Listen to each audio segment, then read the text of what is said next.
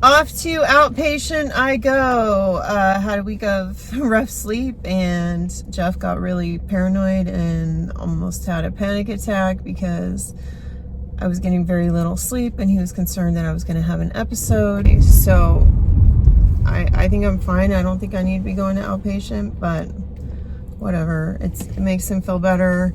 It's good to brush up on therapy, and the goal is to not have another psychotic episode in life. So going to therapy can definitely help facilitate that not happening. Right, I'm here. That's a little smoking area. I'm gonna walk towards there. This giant warehouse is where the actual outpatient is. Hey, I'm leaving outpatient. It was good. It's kind of, when is it going to be over at points, but it was good. It was good. Got my snack, got my lunch. They ordered a vegan meal for me. We talked about, well, I'll get into that later. Oh, it took off the music. Ooh.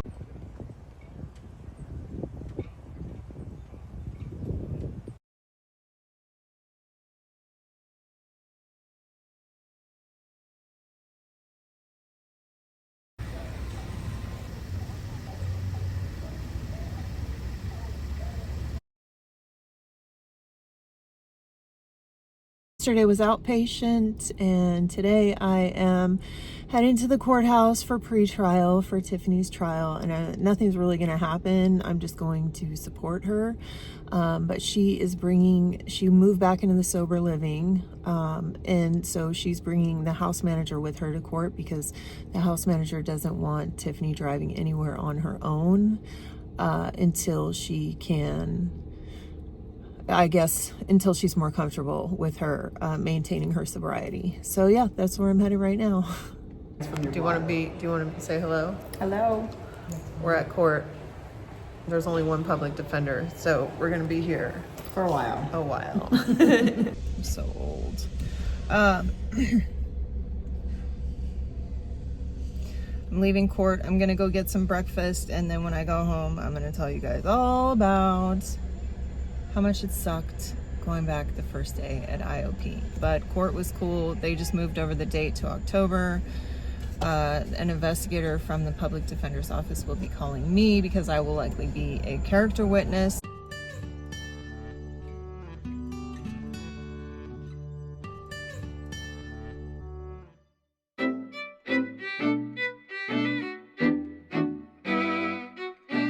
My name is Steph. I have bipolar disorder type 1 with psychotic features and mixed episodes.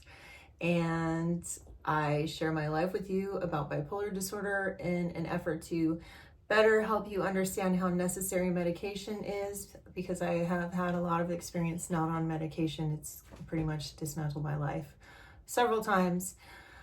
And to help loved ones better understand someone that they might care about. And if you are bipolar, please leave a comment. If you feel less alone, if you are a loved one, please leave a comment. All your guys' comments. The channel is about you guys and talking to each other. So please comment if you want to. Did I just almost burp? Going back to IOP, I have a ring that tracks my sleep, my Aura ring, and my husband, it syncs so he can see how much I sleep. And I have not been getting a lot of sleep over the last couple of weeks. And there probably was one day where I had like 3 hours of sleep, and I might have gotten a little hypomanic for a second, but I slept and I reset the next day. Here's the thing, I'm still getting used to my symptoms and understanding my symptoms. I spent so much time being unhappy, depressed, that I didn't really know what like happy feels like between depression and happy. And so I'm still getting used to what's a symptom and what's not a symptom, and the fact that I can have breakthrough symptoms. So I'm still getting used to all that. But going back to IOP is always extremely difficult. You do intake over the phone. So over the phone, they ask you a bunch of really personal questions. Why do you want to come here?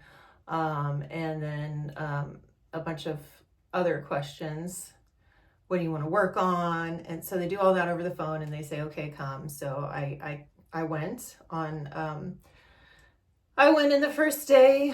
When you get there, it's pretty routine. They take your blood pressure, they take your stuff and put it in a locker because you are not allowed to have things like cell phones in a psychiatric unit, or this isn't a psych hospital per se. It's a partial hospitalization program. So it is a hospital, but it's not attached to, it's not on site with the hospital. It's a separate location.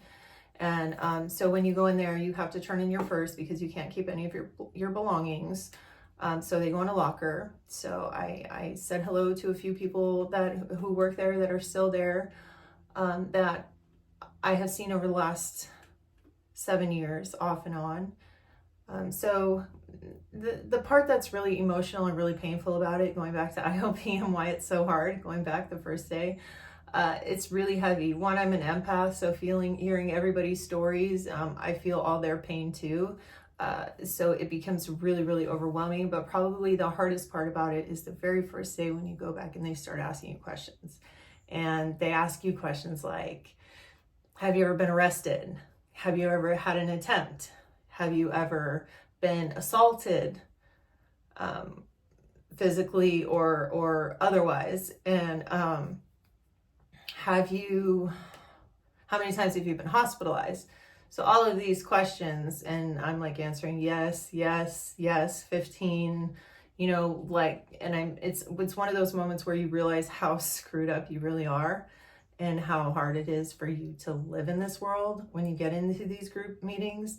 Because the first group is always process group, where you talk about what you're going through at that moment. And so it was my first day, so I talked anyways because I'm there to participate in the group. So of course I'm going to share my information. But there's people in there who are professionals, and there's like young people in there, and there are a couple of different kids talking about how they want to enroll in college. One of them wants to be a psychiatrist, and he's like wanting to take classes, but he hears voices so intensely that he's on the medication and the treatment, but he was saying, the voices, they used to really harass me. They're not harassing me as much anymore. Sometimes they still come every now and then, but then they go away real quick. And I just can't wait till these voices are gone, because I really want to go to UCLA and I really want to do this in my future. And all of these things are attainable. This person can have their goals achieved. They just have to get through mental illness and learn how to live a different life.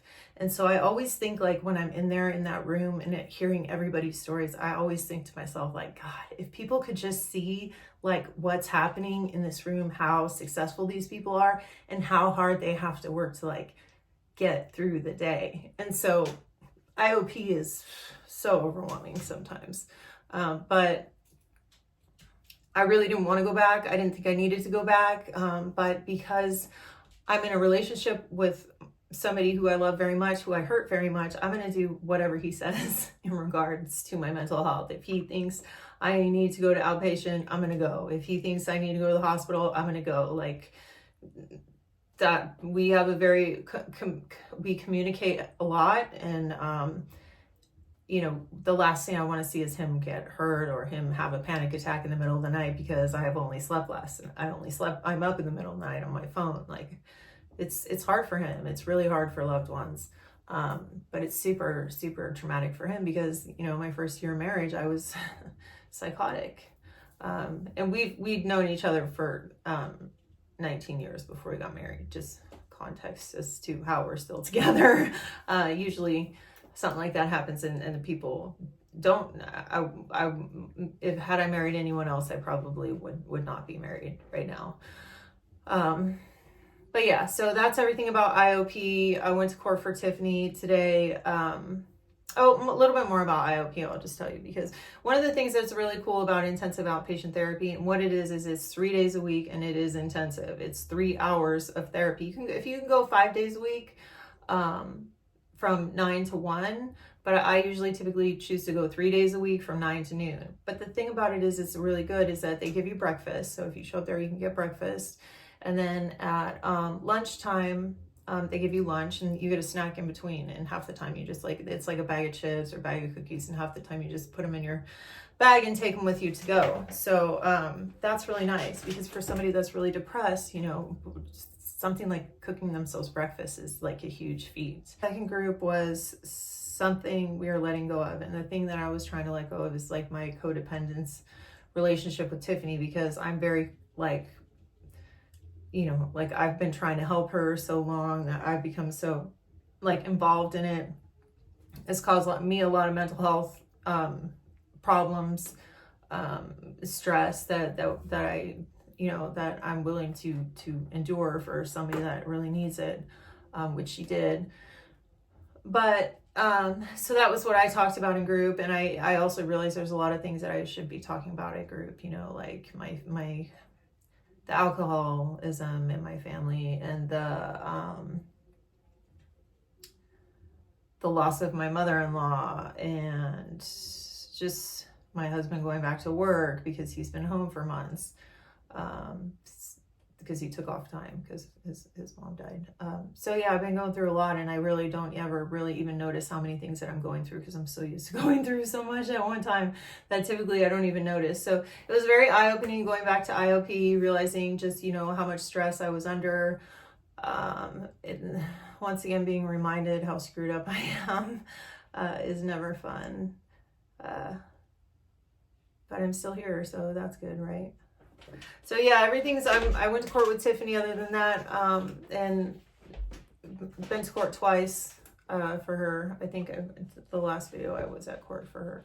But yeah, she's going to trial, so she's going to plead not guilty. She's in a position to do that now. She's clean and sober. She moved back into the sober living because that's where she needs to be right now for her recovery. She's had a really long, hard life with a dual diagnosis, which if you're anybody that's used any kind of substance, you should understand that, or have some kind of compassion for that situation, because man, she's like kick-ass, dude. Anybody that can like get through everything that she's been through is like just beyond, like it's a lot.